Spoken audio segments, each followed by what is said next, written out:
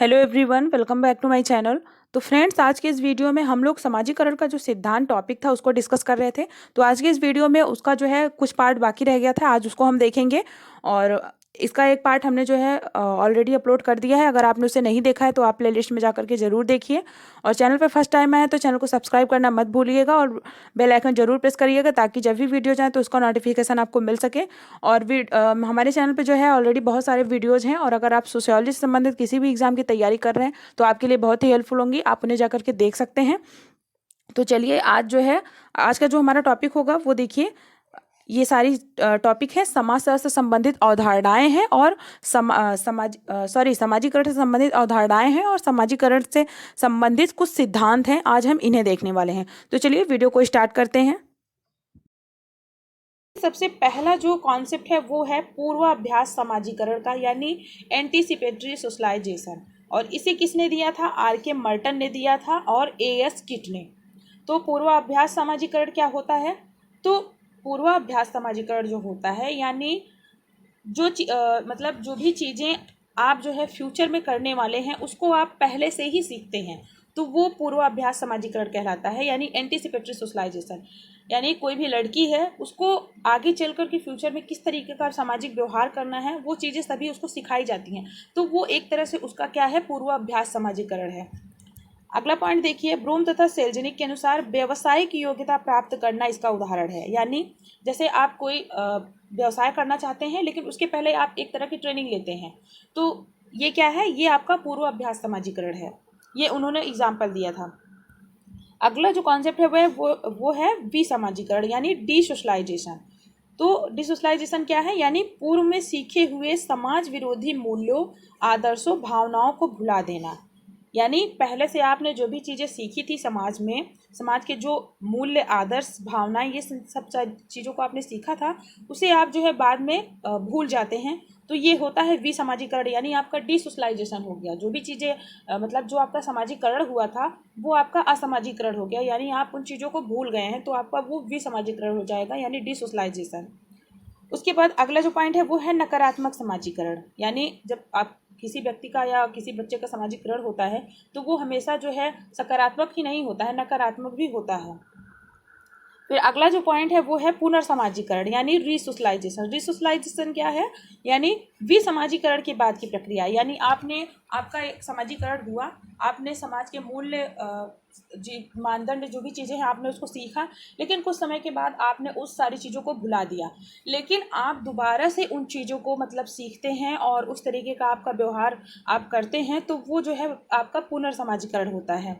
यानी आप फिर से उन मूल्य, मानदंडों, उन चीज़ों को अपनाने लगते हैं, तो उसे जो है रिसोशलाइजेशन बोला जाता है, यानी आपका फिर से जो है समाजीकरण हो जाता है। आगे जो पॉइंट है देखिए, अगला पॉइंट प्राथमिक एवं द्वितीयक समाजीकरण। तो पहली बार का समाज का सहभागी सदस्य प्राथमिक, और विशिष्ट भाग का सदस्य क्या कहलाता है? द्वितीयक। तो जो ये प्राथमिक एवं द्वितीयक समाजीकरण है, इसका क्या मतलब है कि जब आपका सबसे पहले, यानी आपका जो समाजीकरण होता है, आप जिस समाज के सदस्य होते हैं आप उसमें सहभाग करते हैं, तो वो प्राथमिक समाजीकरण कहलाता है। और जो विशिष्ट भाग का सदस्य, यानी जब आप किसी विशिष्ट भाग के सदस्य बनते हैं, विशिष्ट समूह के सदस्य बनते हैं, तो वहाँ आपका द्वितीयक समाजीकरण होता है। फिर आगे देखिए, मेटा स्पेंसर ने इसे उत्तर समाजीकरण कहा। उन्होंने उत्तर समाजीकरण किसे कहा? विशिष्ट समाजीकरण को। फिर अब देखिए, ये सारी चीज़ें हो गई। उसके बाद अब अगला जो पॉइंट है वो है समाजीकरण के सिद्धांत, जो कि बहुत ज़्यादा इंपॉर्टेंट है और एग्जाम में पूछा जाता है। तो समाजीकरण के हम सिद्धांत देख लेते हैं। तो देखिए, सबसे पहला पॉइंट है, समाजशास्त्रियों तथा मनोवैज्ञानिकों ने समाजीकरण के सिद्धांत को आत्म या स्व, यानी सेल्फ के विकास के आधार पर बताने का प्रयास किया है। तो इन्होंने जो समाजीकरण का सिद्धांत दिया है वो किसके आधार पर दिया है? तो यानी जो समाजीकरण का आधार होता है वो सेल्फ, यानी स्व के आधार पर होता है। यानी एक व्यक्ति होता है वो मतलब सेल्फ से उसका किस तरीके से विकास होता है, वह मतलब जब वो स्टार्टिंग में सिर्फ और सिर्फ अपने बारे में ही सोचता है, स्व के बारे में ही सोचता है, लेकिन धीरे धीरे उसमें परिवर्तन होता है और वह जो है उसका समाजीकरण होता है। तो इसमें इन्होंने बताया है कि किस तरीके का उसका स्व के आधार पर समाजीकरण होता है। तो देखिए, सबसे पहला जो सिद्धांत है वो है फ्रायड का मनोविश्लेषणात्मक सिद्धांत, जो कि बहुत इंपॉर्टेंट है और पूछा भी जाता है। फ्रायड का मनोविश्लेषणात्मक सिद्धांत क्या है? तो देखिए, अपने मनुष्य के मस्तिष्क को समझने के लिए जिस थेरेपी का आविष्कार किया वह मनोविश्लेषण यानी साइको एनालिसिस कहलाती है। तो जो ये फ्रायड हैं, ये एक मनोवैज्ञानिक हैं। तो इन्होंने मनुष्य के मस्तिष्क को समझने के लिए एक थेरेपी का आविष्कार किया था। उस थेरेपी को क्या कहते हैं? उसे कहते हैं साइको एनालिसिस। फिर देखिए अगला पॉइंट है, फ्रायड के अनुसार मानव का समस्त व्यवहार काम वृत्तियों यानी सेक्स इंस्टिक्ट के आधार पर संचालित होती हैं, जिसे इन्होंने लिबिडो की संज्ञा दी है। तो इनका क्या कहना है कि जैसे कोई भी मनुष्य है, उसका जो भी व्यवहार है, मतलब उसका संपूर्ण व्यवहार जो है वो किस पर आधारित होता है? तो वो आधारित होता है सेक्स इंस्टिक्ट यानी काम वृत्तियों पर। काम की जो प्रवृत्ति होती है इसके आधार पर आधारित होता है और उसी के आधार पर संचालित भी होता है, यानी उसी से चलता है। और इसे इन्होंने क्या कहा है? तो इसे इन्होंने लिबिडो की संज्ञा दी है। अगला पॉइंट है, फ्रायड ने स्व को इड, ईगो, सुपर ईगो में बांटा है। तो जो सेल्फ होता है यानी स्व होता है कि बस जो हूँ मैं ही हूँ, तो इसको इन्होंने 3 भागों में बांटा है और इसे इन्होंने इड, ईगो और सुपर ईगो।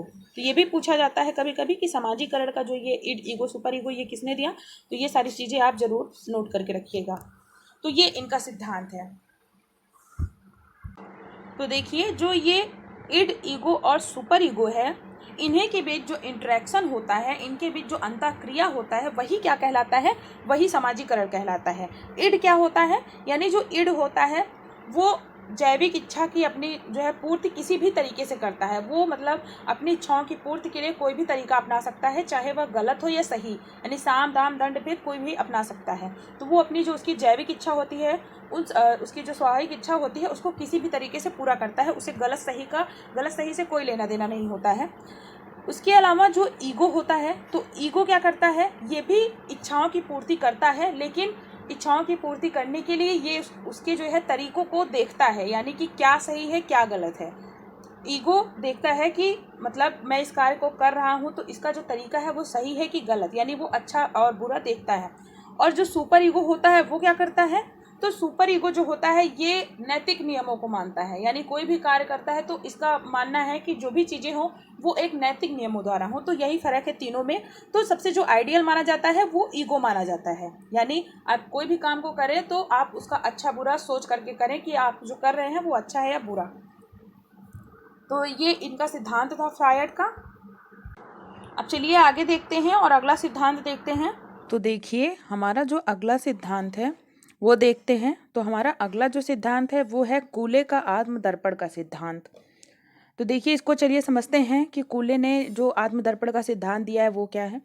तो देखिए पहला जो लाइन है, human nature and social order 1902 में इन्होंने जो है आत्मदर्पण का सिद्धांत दिया। तो इनका जो आत्मदर्पण का सिद्धांत है उनकी एक पुस्तक थी, human nature and social order उसका नाम था, और ये आई थी 1902 में।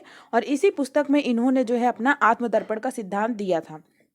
उसके बाद अगला पॉइंट देखिए, कूले ने जो है क्या बताया है कि समाज तथा आत्मा को अलग नहीं किया जा सकता है। इनका क्या मानना है कि समाज और आत्म को अलग नहीं किया जा सकता है। आत्म यानी सॉरी मैंने गलती से आत्मा कह दिया, आत्म यानी स्व, सेल्फ, स्व को जो है अलग नहीं किया जा सकता है। फिर आगे देखिए अगला जो पॉइंट है वो है, कूले के अनुसार लगभग 2 साल की उम्र में बच्चे में आत्म चेतना यानी सेल्फ कॉन्शियसनेस का विकास होने लगता है। तो इनका जो आत्मदर्पण का सिद्धांत है इसका क्या मतलब है? इनका कहना है कि जैसे कोई भी शिशु होता है तो जब वो 2 साल का हो जाता है तो 2 साल तक होने में जो है उसका जो आत्म चेतना होता है उसका विकास होना स्टार्ट हो जाता है, यानी वो चीज़ों को समझने लगता है, उसको मतलब रियलाइज करने लगता है। फिर आगे देखिए, कूले के अनुसार प्रत्येक व्यक्ति 3 अवस्थाओं पर विचार करता है। पहला, दूसरे लोग मेरे बारे में क्या सोचते हैं। दूसरा, दूसरे जो मेरे बारे में सोचते हैं। तीसरा, उस संबंध में मैं अपने बारे में क्या सोचता हूँ।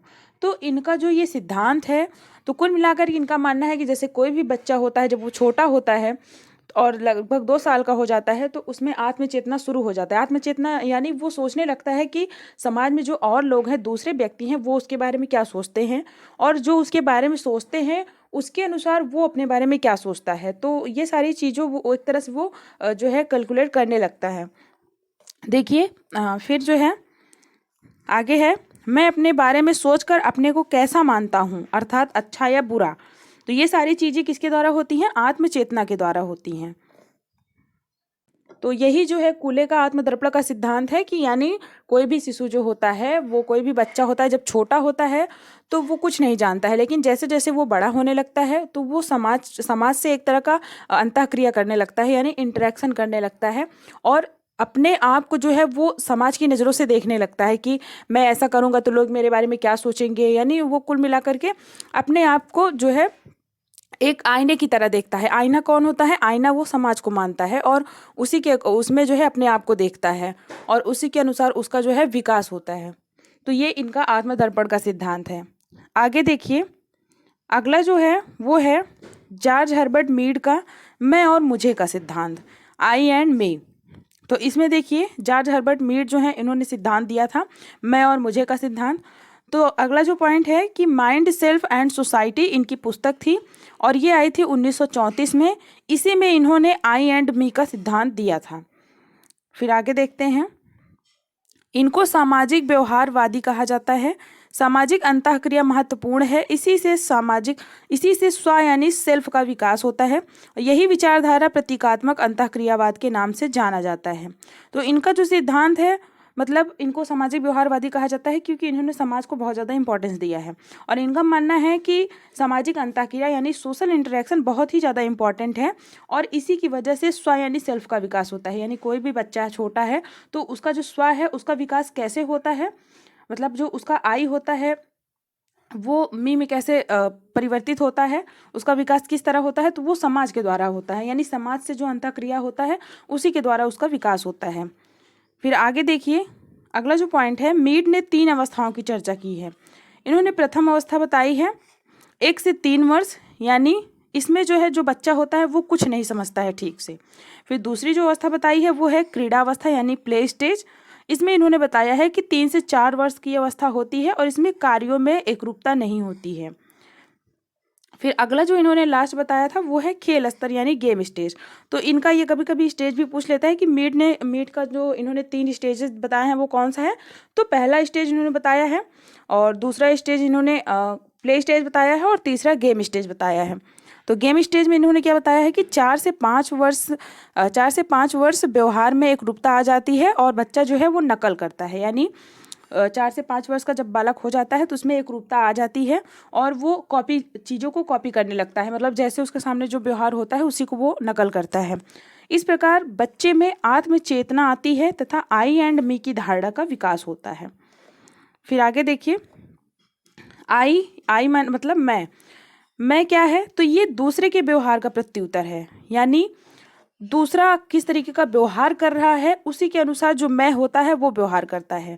और मी जो होता है, मी यानी मुझे, तो मुझे क्या होता है कि मेरे द्वारा किए गए व्यवहार पर दूसरों की प्रतिक्रिया, यानी मेरे द्वारा जो व्यवहार किया जाता है यानी बच्चे द्वारा जो व्यवहार किया जाता है उसके अकॉर्डिंग जो अन्य व्यक्ति हैं वो उनका क्या प्रतिक्रिया होती है वो जो है देखा जाता है इसमें। तो मैं तथा मुझे एक ही सिक्के के 2 पहलू हैं। बच्चे में पहले मैं का विकास होता है और उसके बाद जब मैं दूसरों के संपर्क में आता है तो मुझे का विकास होता है।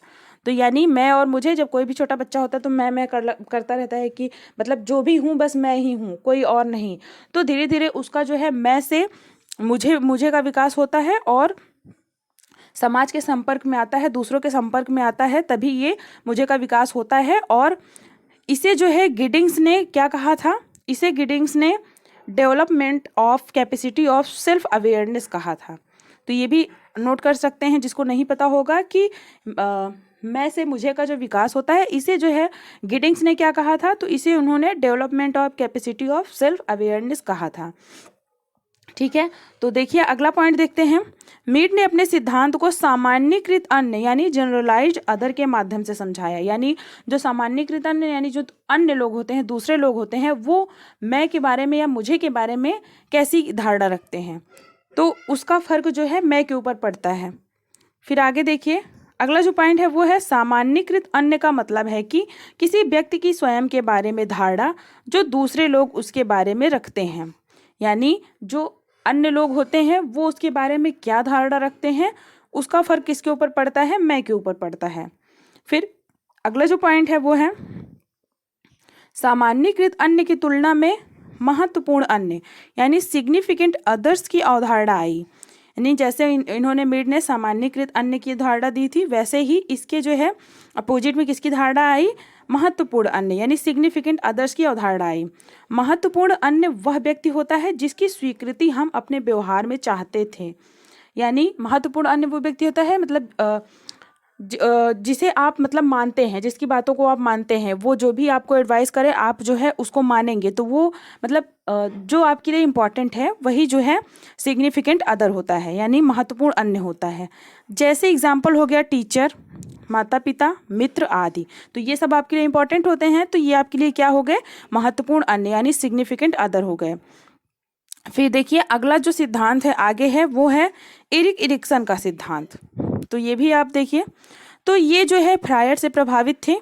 इन्होंने अपनी पुस्तक आइडेंटिटी यूथ एंड क्राइसिस जो कि 1968 में आई थी, इसमें इन्होंने समाजीकरण का ये सिद्धांत दिया और बताया कि यह जन्म से वृद्धावस्था तक यानी आजीवन चलने वाली प्रक्रिया है। तो इन्होंने क्या बताया कि जो समाजीकरण होता है वो कैसी प्रक्रिया है, तो वो जन्म से लेकर के वृद्धावस्था यानी आजीवन चलने वाली प्रक्रिया है। और इनकी एक पुस्तक थी आइडेंटिटी यूथ एंड क्राइसिस जो कि बहुत इंपॉर्टेंट है, आपको नहीं पता होगा तो आप नोट कर लीजिएगा, 1968 में आया था, इसी में इन्होंने बताया था। फिर इन्होंने जो है यह 8 स्तरों से होकर गुजरती है। इन्होंने बताया कि जो ये समाजीकरण होता है, जो विकास होता है, ये 8 स्तरों से होकर के गुजरती है। यानी इनका जो कहना था कि जो व्यक्ति का समाजीकरण होता है वो 8 चरणों से होकर गुजरता है, और जो प्रत्येक चरण होता है सब अलग अलग चरण में व्यक्ति को अलग अलग संकटों का सामना करना पड़ता है, और इसीलिए इनके सिद्धांत को पहचान का संकट यानी आइडेंटिटी ऑफ क्राइसिस का सिद्धांत भी कहा जाता है। क्या कहा जाता है, एक मिनट, आइडेंटिटी ऑफ क्राइसिस इनकी बुक का भी नाम है, और इनके सिद्धांत के नाम को भी जाना जाता है आइडेंटिटी ऑफ क्राइसिस से, यानी पहचान के संकट का सिद्धांत। तो देखते हैं कि कौन कौन सा इन्होंने बताया है। 8 इन्होंने बताए हैं। तो देखिए पहला जो इन्होंने बताया है वो है शिशु अवस्था। पहला इन्होंने बताया है शिशु अवस्था। इसमें इन्होंने क्या बताया है कि जैसे शिशु अवस्था में क्या होता है, जो शिशु होता है या बालक होता है उसमें विश्वास अविश्वास का संकट होता है, यानी बेसिक ट्रस्ट वर्सेस मिसट्रस्ट का संकट उस पर होता है, यानी वो किसी पे जो है विश्वास नहीं उतना करता है। फिर दूसरा जो इन्होंने बताया है वो बताया है बाल्यावस्था का संकट, यानी जब बालक और बड़ा होता है और बाल्यावस्था में आता है तब भी उसके ऊपर जो एक संकट होता है वो है स्वतंत्र होने का संकट, यानी वो स्वतंत्र होना चाहता है, मतलब माता पिता जो भी कहें उनकी बात नहीं मानना चाहता है, वो अपने मन का ही करना चाहता है, तो वो स्वतंत्र होना चाहता है। उसके बाद तीसरा जो है, तीसरी जो इन्होंने बताई थी अवस्था वो क्या है, खेल अवस्था। तो देखिए खेल अवस्था में कौन सा संकट होता है, तो खेल अवस्था में जो संकट होता है वो है सफलता असफलता का डर, यानी जब बच्चा खेल अवस्था में होता है, गेम वगैरह खेलता है, तो वो उस पर ये संकट होता है कि वो मतलब खेल पाएगा कि नहीं खेल पाएगा, वो सफल होगा या असफल होगा, इन सब चीज़ों का उस पर जो है डर रहता है। उसके बाद चौथी जो अवस्था है वो है, तो देखिए चौथा जो संकट होता है वो क्या होता है, तो वो होता है स्कूल अवस्था। इसमें क्या होता है, तो इसमें अध्यवसाय बनाम हीनता होती है। पांचवा जो संकट इन्होंने बताया है वो है किशोरावस्था, यानी एडोलसेंस, किशोरावस्था। तो इसमें क्या होता है, इसमें पहचान का संकट होता है। मेन यही इन्होंने बताया था कि किशोरावस्था में पहचान का संकट होता है, यानी कि जो बालक होता है वो मतलब उसको लगता है कि मेरी कोई खुद की पहचान होनी चाहिए, तो उसको अपने पहचान का खतरा रहता है। उसके बाद इन्होंने जो बताया है वो छठवा है युवा अवस्था। युवा अवस्था में इन्होंने कौन सा संकट बताया, तो युवा अवस्था में इन्होंने बताया कि आत्मीयता का संकट, यानी इंटीमेसी वर्सेस आइसोलेशन। तो इन्होंने युवा अवस्था में बताया है आत्मीयता का संकट। उसके बाद उन्होंने जो बताया है अगला सातवां वो है प्रौढ़ावस्था। प्रौढ़ावस्था, इसमें इन्होंने बताया है कि उत्पादकता की कमी का संकट। फिर आठवां जो इन्होंने बताया है वो है वृद्धावस्था। इसमें इन्होंने बताया है कि जीवन में क्या खोया क्या पाया, यानी पूरी लाइफ जो है शिशु अवस्था से लेकर के वृद्धावस्था में पहुंच गई है, सारा कुछ खत्म हो चुका है। अब वृद्धावस्था में आकर के इन्होंने जो है तो वृद्धावस्था में आकर के इन्हें लगता है कि हमने जो है पूरी जिंदगी में, पूरे जीवन में क्या खोया क्या पाया, तो इस चीज़ का भी संकट होता है। तो इन्होंने ये 8 तरह के संकट बताए थे। तो ये हो गया सामाजिकरण का जो सिद्धांत अलग अलग विचारकों ने दिया था। आई होप आपको समझ में आया होगा। और जो है वीडियो अगर आपको पसंद आई हो तो वीडियो को लाइक शेयर जरूर करिएगा, और चैनल पे फर्स्ट टाइम आए तो चैनल को सब्सक्राइब कर लीजिएगा। बेल आइकन प्रेस करना मत भूलिएगा, ताकि जब भी वीडियोज अपलोड हो तो उसका नोटिफिकेशन आप तक मिलता रहे। मिलते हैं नेक्स्ट वीडियो में। Thank you so much.